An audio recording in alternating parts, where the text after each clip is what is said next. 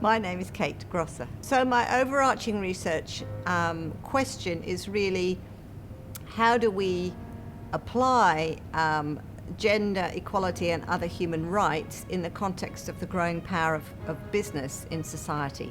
So we have a whole lot of laws that are applied by government or regulations in various different countries, but it doesn't look as if that regulation is going to be improved much upon.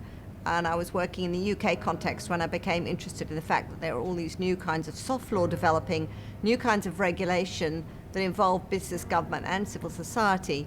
And I wanted to look at the way gender equality in particular, but other human rights, were included or not in that agenda, and whether that agenda could be useful for those people working in the space around gender and human rights, because before that I had been working very much around government accountability.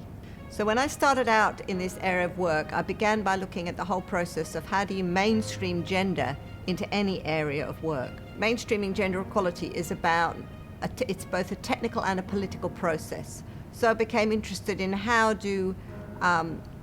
is gender visible in data that companies report around corporate sustainability or corporate social responsibility, but also political processes of participation, who gets to play a role in deciding what matters and in holding organizations to account.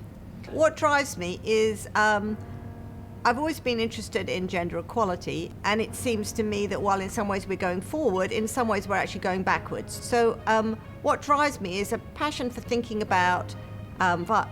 generally about gender equality and how to drive change. And really I'm interested in how do we drive change in the context of a changing governance environment, which increasingly involves the private sector as well as government, and the challenges to keep moving forward rather than backwards in that context.